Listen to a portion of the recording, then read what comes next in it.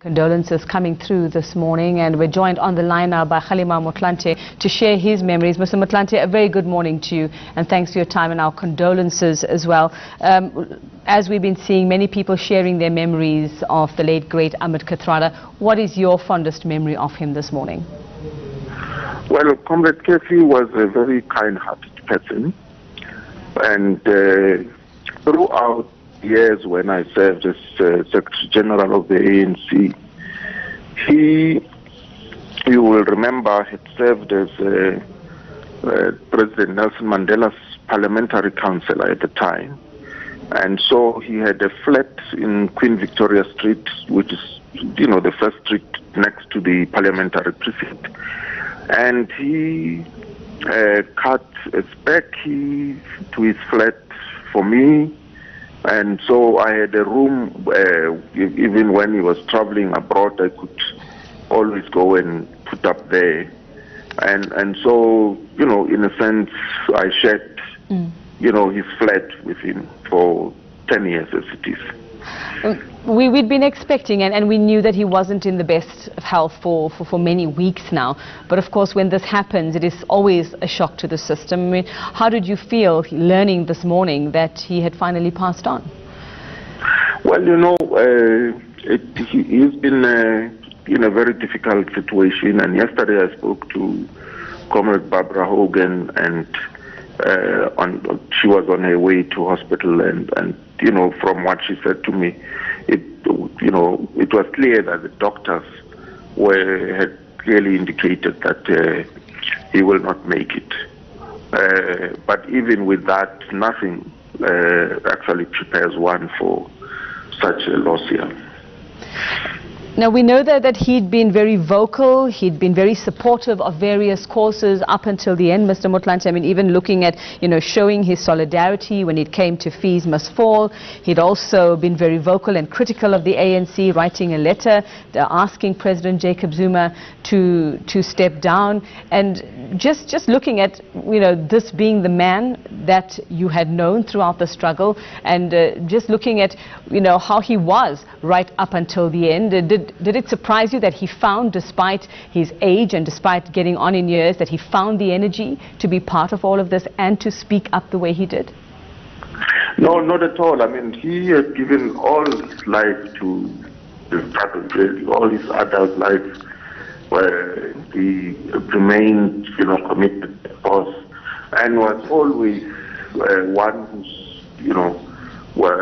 expressed his most honest opinion on any matter under discussion, without ever, failing to understand the reason why others hold different views on certain matters here.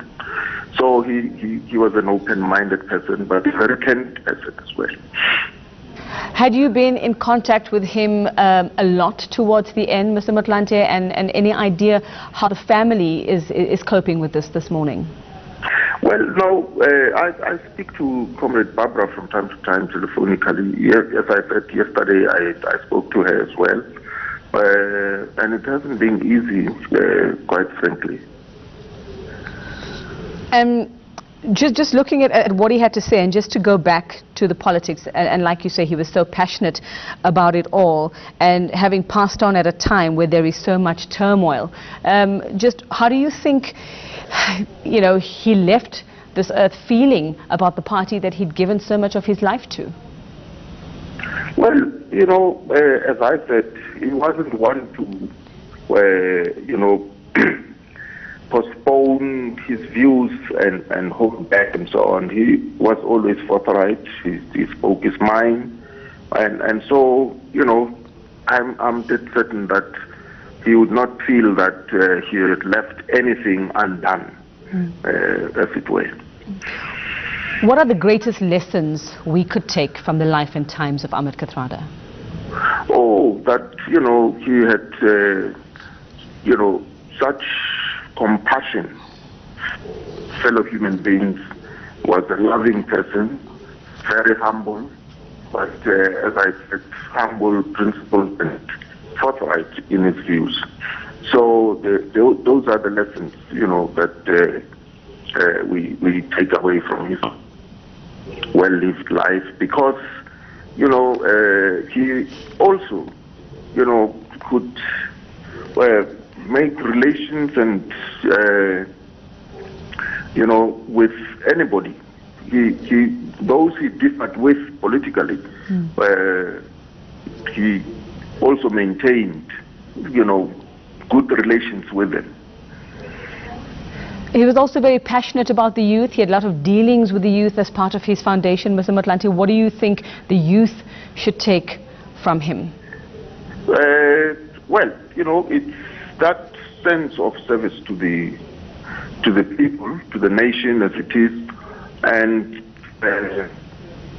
to, you know, devote their time in learning and acquiring education so that they can become better humans in the future. Kathy on Robben Island served as the librarian for the comrades who were in peace section. Peace section was in single cell section, and Spusis on Debele served as the librarian for those of us who were in the general sections, and the two of them were able to bring onto the, you know, library on Robben Island many good books from the Cape Town City Library.